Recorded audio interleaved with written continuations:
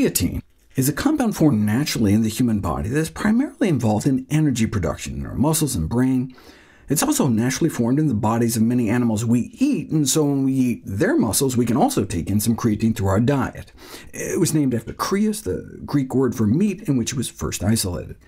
We need about 2 grams a day, so those we meet may get like 1 gram from their diet, and their body makes the rest from scratch. There are rare birth defects where you're born without the ability to make it, in which case you have to get it all externally through diet. But otherwise our bodies can make as much as we need to maintain normal concentrations in our muscles. When people cut out meat, the amount of creatine floating around their bloodstream goes down, but the amount in your brain remains the same, because your brain just makes all the creatine it needs. The level in vegetarian muscles is lower, but that doesn't seem to affect performance, as both vegetarians and meat eaters respond to creatine supplementation with similar increases in muscle power output. And if vegetarian muscle creatine was insufficient, then presumably they would have seen an even bigger boost. So basically, when you eat meat, that just means your body doesn't have to make as much. If creatine muscle content dropped as we grew older, that might help explain age-related muscle loss, but that doesn't seem to be the case. Biopsies taken from the muscles of young and old adults show no difference in creatine content. Still, if it improves performance, maybe it would help. According to the International Society of Sports Nutrition, creatine monohydrate is the single most effective ergogenic supplement available to athletes for increasing exercise capacity and lean body mass during training. It's no wonder surveys show as many as 70% plus college athletes have used creatine supplements. What can it do for older adults? Without exercise, nothing. Most studies on creatine supplementation alone show no benefits for muscle mass, strength, or performance. This makes sense given the mechanism. Creatine supplementation delays muscle fatigue. This enables people to work out longer and harder, and it's that additional volume and intensity that leads to the muscle benefits. So creatine alone doesn't help, and creatine taken in the context of the same training that's carefully controlled and deliberately equalized doesn't help either.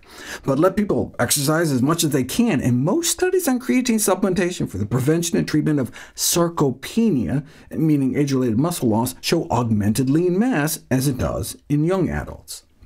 Adding 3 to 5 grams of creatine a day to 2 to 3 days of resistance training a week added an additional 3 extra pounds of lean mass over an average duration of about 4 months.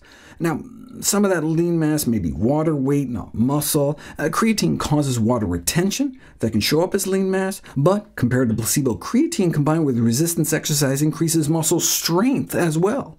And the additional gains in mass and strength can persist as long as 12 weeks after stopping the creatine in older adults, as long as the resistance training is maintained, so obviously it's not all just water weight.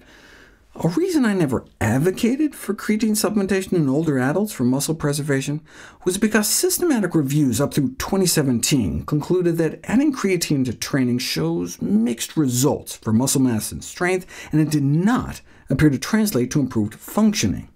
However, an updated meta-analysis found a significant improvement over placebo in sit-to-stand test performance, which is a decent predictor of reduced falls risk. Again, this was mostly only when accompanied by strength training. There have still been no consistent benefits discovered for just supplementing with creatine alone, so creatine should always be prescribed with a progressive strength training regimen. The Society for Sarcopenia, Cachexia, and Wasting Disease convened an expert panel that, despite the lack of long-term trials, suggested creatine be indeed used for the management of sarcopenia.